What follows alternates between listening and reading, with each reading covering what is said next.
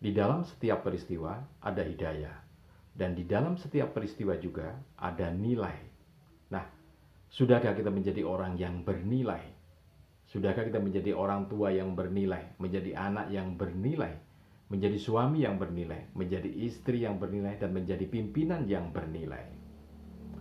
Baik teman-teman, selamat berjumpa lagi di channel CMTV, para cantri, para cantrik, dan juga para santri yang sedang maneges ya. Dan kali ini saya akan bawakan satu kisah nyata yang berkaitan dengan sesuai judul yang ada dalam video ini, yaitu karomah wali bener, kemudian kembalinya sertifikat yang hilang, dan juga KDRT, kekerasan dalam rumah tangga. Semuanya jadi sebuah peristiwa. Itulah nilai-nilai yang akan muncul dalam video kali ini. Baik teman-teman, begini. Jadi saat itu santri maneges ini berkunjung ke rumah temannya gitu ya, di satu tempat.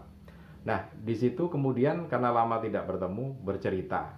Nah, santri maneges ini mendengarkan dengan seksama cerita temannya ini. Sebut saja nama temannya santri maneges ini Fulan gitu ya.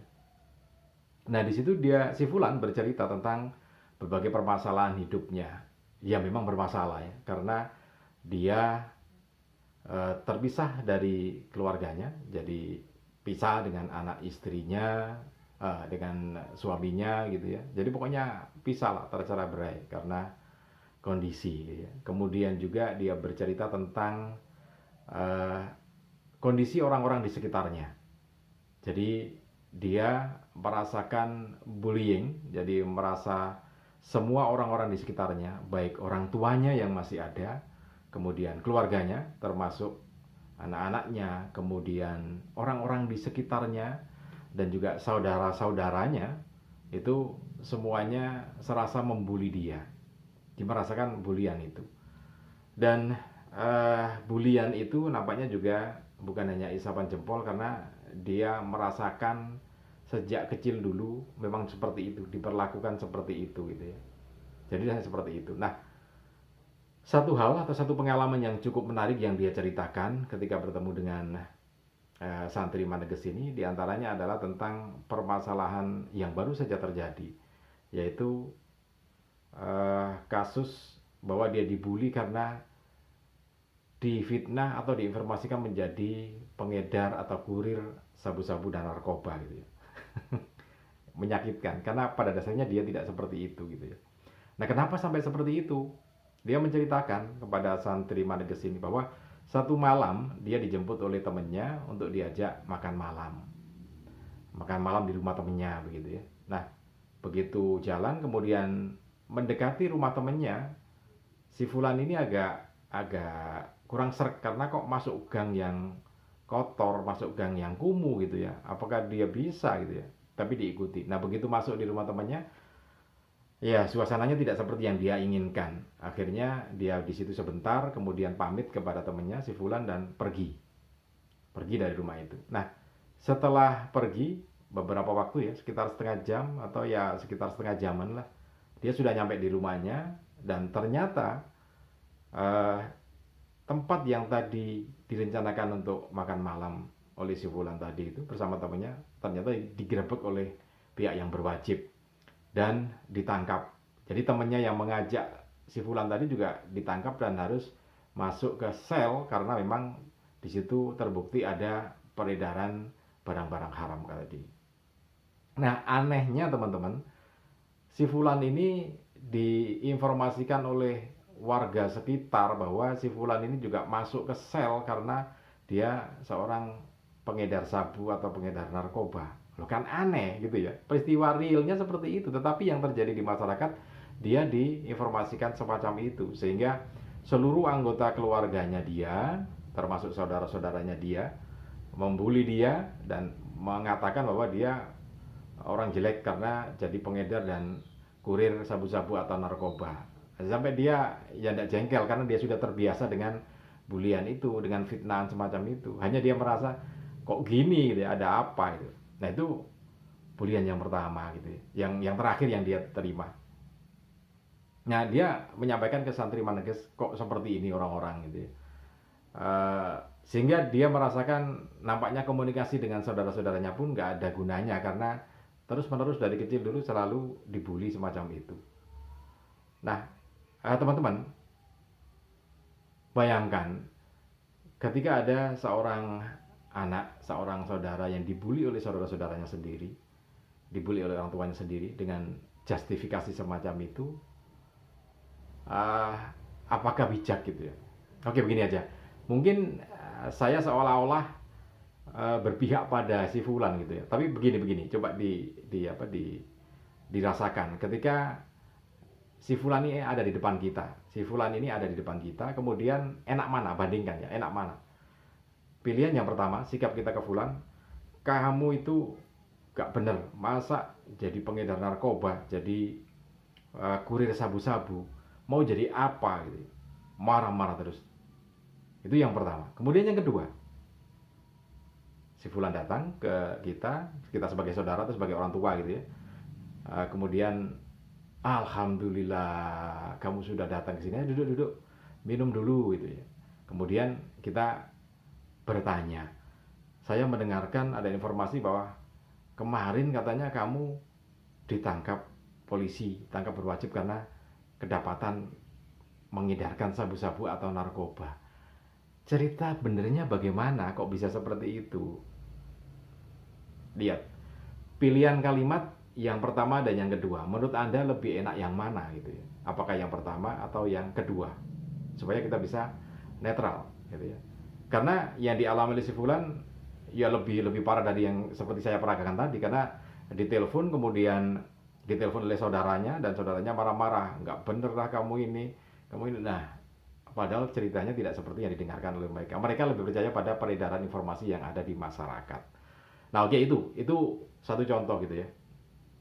Nah, dalam kegalauannya semacam itu kemudian si fulan bercerita, kenapa hidupnya kok begini gitu ya. Nah, kemudian si santri Maneges yang punya sedikit ilmu dari wali bener, ya sedikit sebetulnya ilmunya ya dari wali bener, kan di wali bener ilmunya begitu luas gitu ya. Tapi yang didapatkan, yang masih bisa dimengerti dan didapatkan oleh si santri Maneges ini kan sedikit. Kemudian dia menyampaikan, tidakkah kamu, kepada si fulan ini ya, tidakkah kamu pernah bermimpi tentang leluhurmu, nenekmu, buyutmu gitu ya. Nah, ternyata si fulan menanggapi dengan antusias, iya pernah, saya bermimpi tentang nenek saya yang ini. Nah, kemudian masuk gitu ya.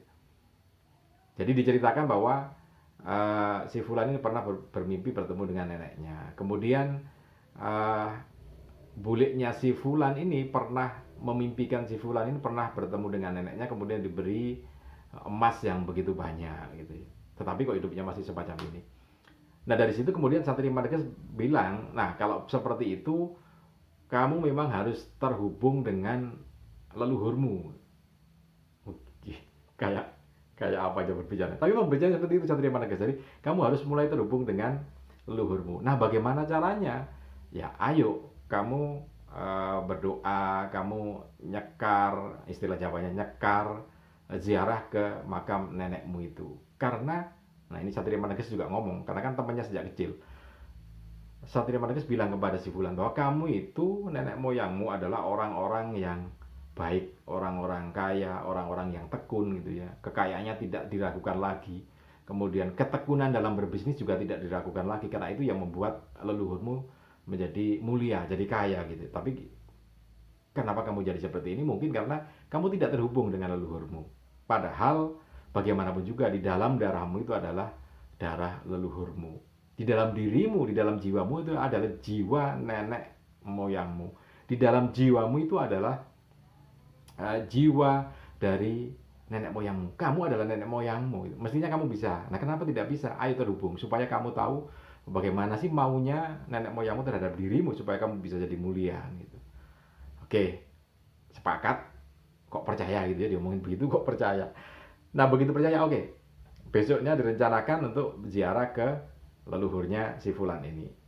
Pada hari yang ditentukan datanglah si santri Maneges ke tempatnya si fulan. Ayo, katanya mau nyekar gitu. Bunga sudah ada gitu ya. Mau datang, terus si santri Maneges bertanya pada si fulan, "Kamu sudah tahu makam nenek moyangmu di mana?" Si fulan jawab, "Enggak." Ya gitulah. Akhirnya ya terus gimana? Nggak tahu mau nyekar kemana katanya gitu. Ya sudah disepakati datang dulu ke makam gitu ya. Kalau makamnya tahu, lokasi makamnya, kompleks pemakamannya tahu, ya udah datang ke sana. Datanglah ke sana, kemudian di dalam dicari-cari, barangkali ada namanya kan langsung ketemu gitu ya. Berjalan ke sana kemari sambil ngobrol nih si Fulan sama si Santri Maneges. Santri Maneges tanya, siapa sih nama nenekmu itu yang dimakamkan di sini? Dijawablah si ini, si ini, si ini gitu kan. Mbah ini, buyut ini gitu kan. Ya sudah, kalau nanti misalkan tidak ketemu, ini kan sudah didengar sama nenekmu, dengar sama buyutmu, kita dialog di dalam kuburan ini, kita alihkan acaranya berdoa saja di masjid sebelah kuburan itu, makam itu gitu ya. Nah karena tidak ketemu, ya sudah, anggap saja nenek moyang yang ada dalam kubur itu mendengar kita. Jangankan obrolan kita, wong katanya orang yang ada di alam kubur itu bisa mendengar gesekan sandal kita dengan tanah kuburan kok, apalagi kita berbicara kan gitu ya. Anggap saja mereka sudah dengar, kemudian kita ke masjid sebelah untuk berdoa. Pergilah si Fulan dan si Santri Maneges ini ke masjid sebelah makam itu, kemudian sholat gaib untuk nenek moyangnya, dan kemudian ada zikir, berdoa gitu. Nah selesai, kemudian diceritakan oleh si Santri Maneges berpesan kepada si Fulan, hai Fulan, nanti kamu harus waspada gitu ya. Waspada dalam artian setiap peristiwa kamu harus merenungkan ada apa di balik sebuah peristiwa yang akan terjadi nanti.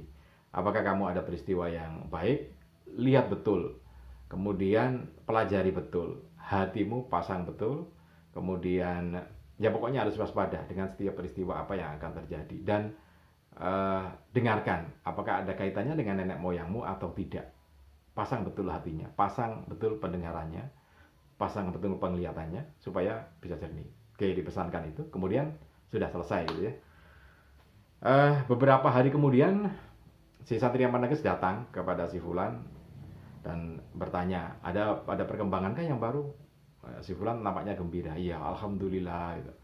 Ada sesuatu yang baru, ada yang bahagia, ada yang patut disyukuri lah intinya gitu. Kemudian si Satria Maneges bertanya, apa itu yang patut disyukuri? Kemudian si Fulan menjawab, ya hati menjadi lebih tenang, kemudian saya merasa dekat dengan nenek saya gitu. Dan yang menggembirakan, sertifikat tanahnya sudah kembali dan dapat rezeki 2 juta katanya. Alhamdulillah. Kebahagiaan yang tidak terukur gitu ya. Jadi diceritakan bahwa beberapa hari setelah ziarah dan meskipun tidak ketemu gitu ya, tapi sempat berjalan-jalan di makam, di atas makamnya leluhur itu, kemudian berdialog juga, maksud kita ke sana apa, dan disolati gaib juga, dizikiri juga, ya, ditahlili lah istilahnya begitu.